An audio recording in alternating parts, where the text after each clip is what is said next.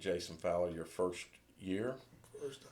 And I just wanted to get a little bit of discussion with you about where you've been as far as what you've done to get you here. And then, tell me about what you think athletics as a whole is. Because now I know you've been around it, Sure. but now you're really having to get that vision Right, into it. right. So I'm going. This will be my 20th year in CMS.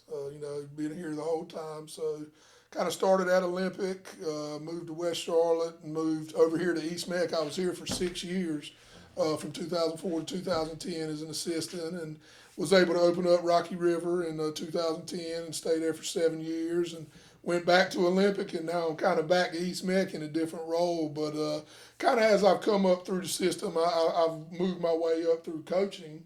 And, I always had a lot of people tell me, athletic directors, principals, I think you make a good administrator or make a good principal. And so while I was here at East Meck back in 2007, I finished my master's degree and got my principal's license.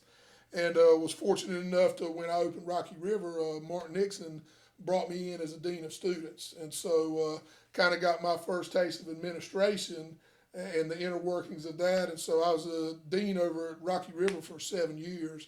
And then when I moved to Olympic, they hired me in that same role. So I've been a quasi-administrator per se for the last 9 years. And, not kind of knowing right now if the principal thing's where I want to go. I love sports. I love athletics. And so I said, if I'm going to use this degree and, make it be meaningful, why not do it around athletics? And, the opportunity presented itself where I live in this community, and Ed had called me and said, I'm thinking about retiring, got 1 more year to go, would you be interested? I had some people from the community give me a call, and my thing's always been, if somebody calls me, I'm going to talk to them, no matter if it's for a coaching job, AD job, and so talk to several people, just remember the feeling I got when I was here before, just this was a real special place for me. Back those 6 years that I was here, and talked to my wife about it, and talked to my son about it, because my son, it was going to affect him and his sports and everything, and just kind of made a decision to make that jump and learn something different. Kind of feel like as a head football coach, you kind of do a lot of things that athletic directors do, but you don't immerse yourself all the way into it, and so I felt like this would be good on a resume. I was excited about coming over here and learning something new and trying to get a community feel going back again. And so here I am. So one of the things that I would like to see, and when I'd like to see CMS split up, Right. I would like to see CMS athletic department, I don't want to say dissolved, but Right. I would prefer to see the athletic director duties being handled fully at the schools. Right. Would you be prepared to do such a Oh, thing? absolutely. I mean, I think to do it the right way, the way that it should be done, AD should be a 12-month job. Right. I mean, it should be a 12-month job with no teaching responsibilities. And it's crazy. There's nothing across the board, across CMS. Like, there's one athletic director in our system. He teaches 3 classes. Right. There's some that might not teach any classes during one semester, and some teach 1, some teach 2. Like, it's almost impossible to do both and do it the right way with facilities and meetings and parent phone calls and clinics you got to go to. It needs to be a 12-month job. One thing I've always said, again, my first official day here was Thursday. It was August 1st. I mean, obviously, I've been working over the summer trying to learn, and but I've said, why can't athletic directors in Charlotte be 12 months? Okay, don't teach any classes, like they're fully immersed. They're the principal of the athletic program. Why can't we make head football coaches 12 months and make them the assistant athletic director? Right. We there's always talking about all these great coaches are leaving CMS and North Carolina for pay. To me, that's a great incentive, because, again, most of your football coaches are doing a lot of things that athletic directors do anyway. Exactly. So why not let's compensate them for another month and let them really help out during the winter season and the spring season, and it's helping everybody. So I definitely feel like, it should be a 12-month job because we do 12 months worth of work. It's crazy to think that athletic director's 11-month job and they expect you the month of July. Hey, just, you don't have to work. You're off the month of July. Like, it doesn't run that way. So guys do leave the state. We've Yeah. lost a number of guys. Absolutely. South Carolina is one of the places they head to. Right. And each one of them, it's about getting better pay. But It is. what they end up doing is they become athletic directors to get Right. that pay. Yeah. So there, Tommy Knotts is the athletic director Right. and the football coach. Yeah. They, But he also has multiple assistant he athletic has directors to help him multiple out. assistants, exactly. So Right. there is a more of a focus on that. Yeah. And when I came up, the head football coach was somebody you wanted to know, even Right. if you didn't play. That's right. Right. And my belief is that athletics is such a high priority in the school for morale of It all is. the students. Right. So why can't we do that here? Yeah. Well, it's not only in South Carolina. There's multiple systems in North Carolina where Sure. not just the football coach, any coach. You can coach women's basketball and still be the athletic director. Like, that they got to find a way to push that through to keep, not only do it the way it needs to be done, but to keep quality coaches, quality and experienced coaches here in Charlotte.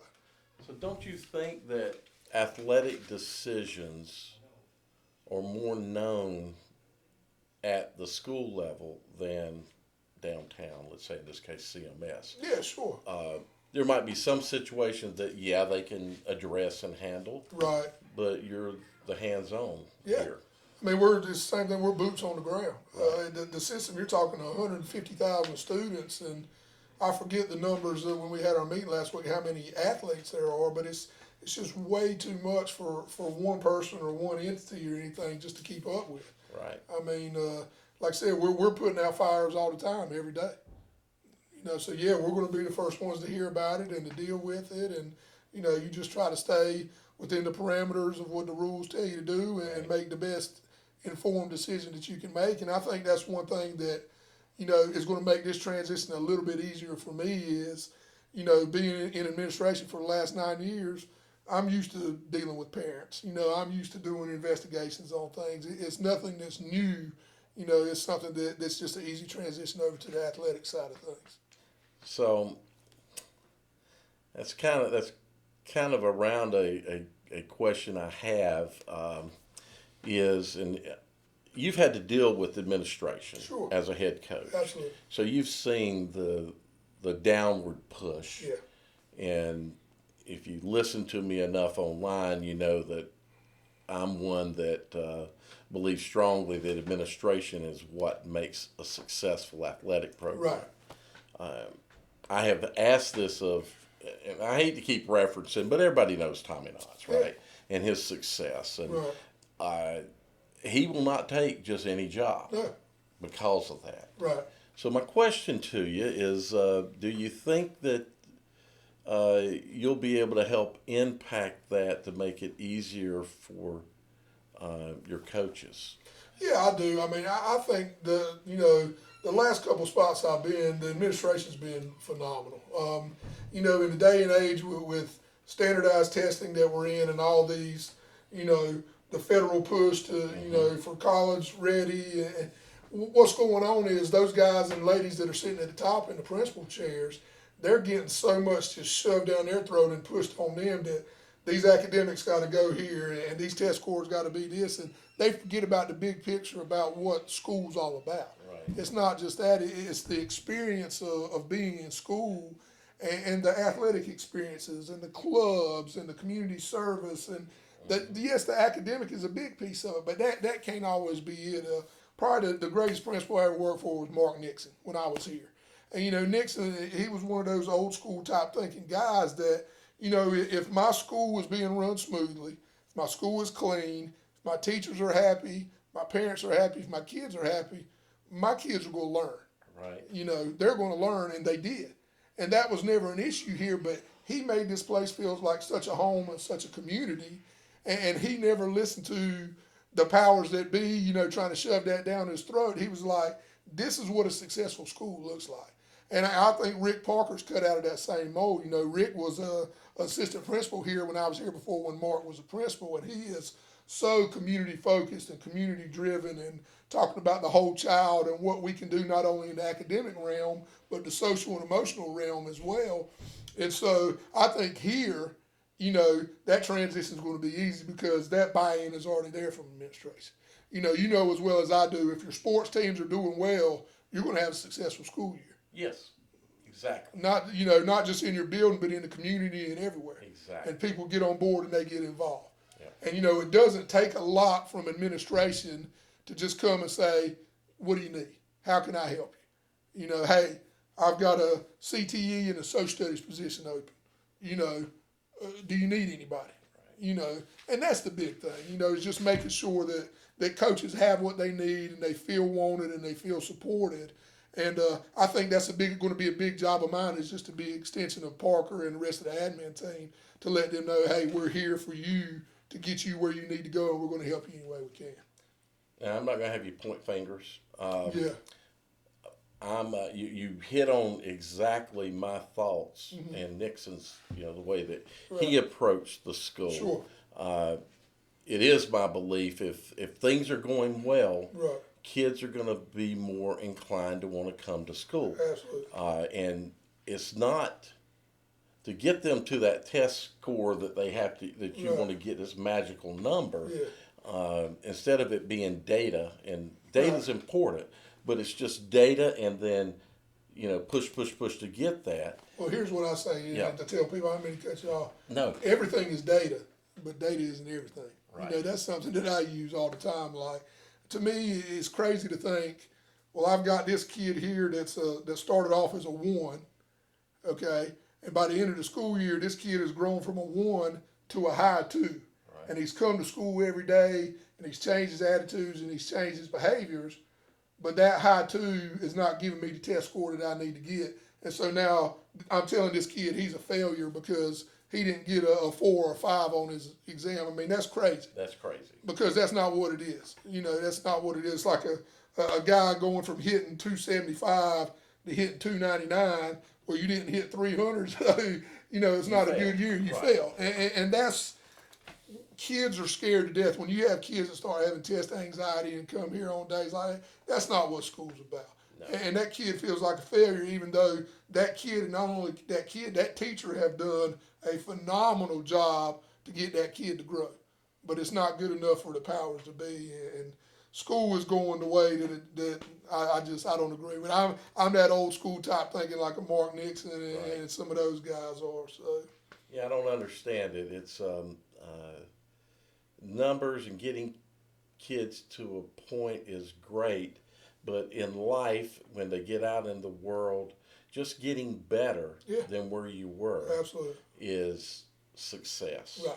And that success should always be recognized. And a movement from a 1 to a high 2, that's phenomenal. Great For that kid. For that kid, that is phenomenal. That person. That's right. And he can go on. And I think it's also known, not everybody tests well. Yeah, right. Right? You're right. I know that's preaching to the choir. Yeah. Any thoughts on athletics here at East? Just a big overview. How do you think all your sports teams will do this year? We've got some really good coaches here that have a lot of experience that are working hard. We're in such a unique situation here with the magnet program. There's about 2,200 kids here at the school, but what people don't realize is about 225, maybe 250 athletes in the whole school. And so they're trying to share athletes across different sports seasons. And so it's definitely a unique situation over here. But I know they had some success last year in like track. Track finished second in the state. They were runner-up in the state championships. Just had a kid that graduated, Kyle Goodman, that was a state champion. And he just actually won a national championship in the 800. And so, there's a lot of good things that are going on here. And the culture change that I've seen since I've been here among the coaches has been great. And I think that starts that change in culture and accountability and buy-in and just togetherness and teamwork, I'm really starting to see, and I really like it, as to what's going on here. Everybody wants to win, but at the end of the day, everybody can't, everybody's not going to get a trophy. I know our society, that's how it is now. You can't, talk down on a kid. And that's why I love athletics so much is one thing I told the coaches when I first got here, athletics to me is the best thing in the world that you can do to have a growth mindset because every day you learn through failure. Right. You learn through failure every single day. And you learn and you teach a kid that failure is not always a bad thing.